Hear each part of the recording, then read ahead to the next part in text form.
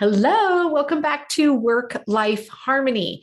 Today we are going to dive into a topic that comes up time and time and time again, which is distractions. When I ask people, what do you think is the number one challenge that you face when it comes to staying on track, feeling productive, not getting stressed out? One of the top two answers is distractions. What's interesting is, the other one is usually lack of time. But today I want to dive into the two types of distractions that we all face, and then what we can do to actually minimize those. So when we think about distractions, there's two core types that we all battle often, one more so than the other. The first is external distractions, meaning people, noises, sounds, sights, things that actually we can see, touch, hear, etc. Now, the second type of distractions are internal distractions. So when I talk about internal distractions, I'm meaning all of a sudden that ticker tape of information that starts going through our brain, the things that we suddenly start thinking about. Maybe you've been, I don't know if this has ever happened to you. Sometimes I'll be reading a book and all of a sudden I realize I've just turned like 5 pages and I don't remember anything that I just read because my mind was somewhere else. Okay, so we're going to tackle external distractions and internal distractions. And then I want to talk about what we can do to actually minimize those. So first, let's tackle the external distractions. Now, when we think about external distractions, we can break that down further into two types. So there are people, like physical people, that come in and distract us. And I'm going to lump everything else up into the other category of technology. So first, let's tackle the external people distraction. Now, this can be something as simple as you're sitting at your desk or wherever you're sitting, and then somebody comes in and interrupts you. If any of you have children, I know you can 100% relate to that, or even at a workplace.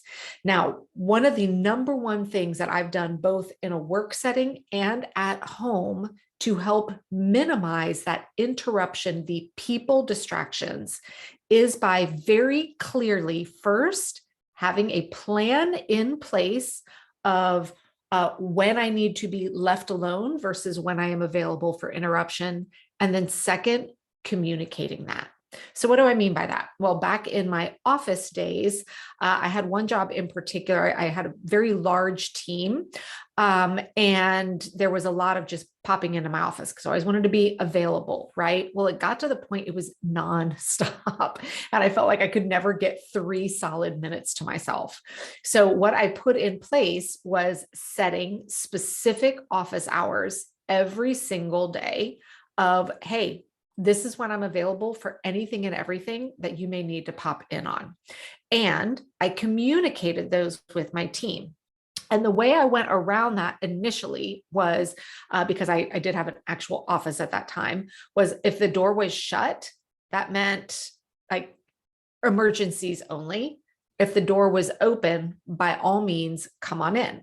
So I started publishing what my office hours were. Now, you could still do this even if you don't have a physical office, and even if you're remote, by blocking off a chunk of time on your calendar that if you're in a shared calendar system, letting people know this is when I'm available for any quick pop-ins.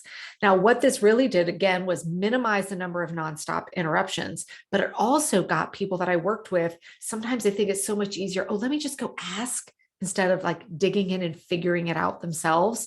So it minimized the amount of things I got called into, but then it also gave everybody set pockets of time where they knew, okay, doors shut or, office hours haven't started. I can wait another 30 minutes.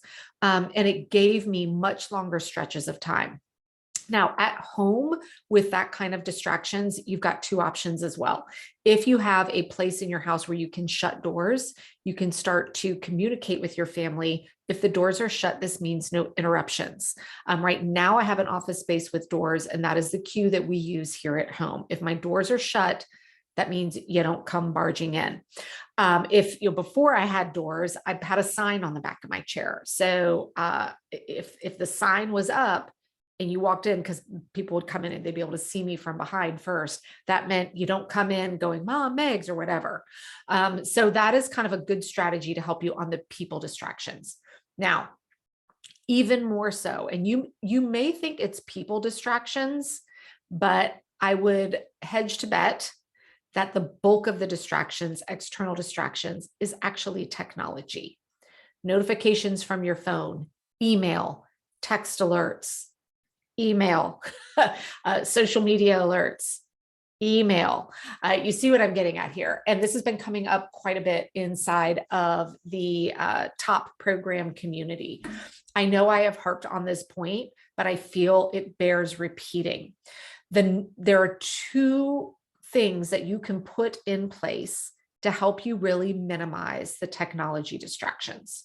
First and foremost is to turn off all notifications on all of your technology devices. You should not be getting a sound, a flash, anything. So no little email thing should be swiping by on your computer. Your phone should not be lighting up and going dark all day long. You shouldn't be hearing sounds from your computer, tablet, or phone.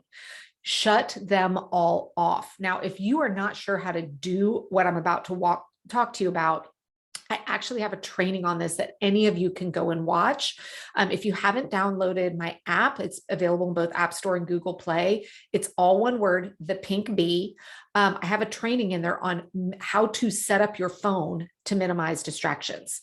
So my phone is set up in such a way that it never makes a noise unless it's a couple of specific family members calling, not texting, calling, or the school calling. And then those people know, hey, if you really need to reach me, call, because I don't get notifications on texts.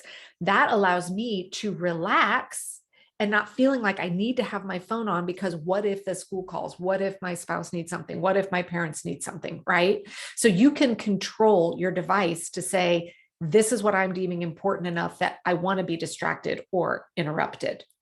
Now, so then what do we do with all of those emails, texts, emails, social media notifications, emails, right? The second part of that is to set up specific times throughout the day where you go and check on those.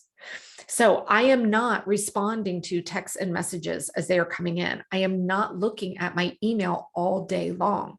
I have set times during the day. Again, this all comes back to planning, right? Where I will sit down and say, now I'm processing my email. Now, I do teach an email processing inside of the top program as well. There are a lot of great strategies on how to manage email, but the number one time saver that you will get is by not looking at it all the time and having those notifications. Even if you live, or even if you have a job that requires, customer service, quick turnaround time, or whatever, you could even just start saying at the top of every hour, I will check my email. And what I guarantee you will find is that you can process email so much faster when you go in, handle it all, and then leave it again. Same with your texts, your notifications, messages, etc. So that's kind of some things to think about from those external distractions, the people, the technology. Now let's touch on the internal distractions, meaning our own brain, right? The nonstop, don't forget this, what about that? Oh, that looks pretty, squirrel, squirrel, squirrel, right? I think everyone knows the reference of squirrel brain out from the Up movie, which was great. If this is something that you are battling, and I will be honest with you, years ago, my internal distractions were far more problematic than the external distractions, also because we didn't have all the technology that we had then. Today, I'm happy to say my internal distractions are, unless there's a high stress situation or something I'm feeling very anxious about, they really aren't there. And they aren't there because of the number one way for us to manage our internal distractions is, again, all around planning, friends. You knew I was going to have to bring that up. But here, let me give you an example. Actually, I can remember years ago, before my husband and I were married, we were engaged and we were going on a trip, and it was a surprise trip that I had done all of the planning for.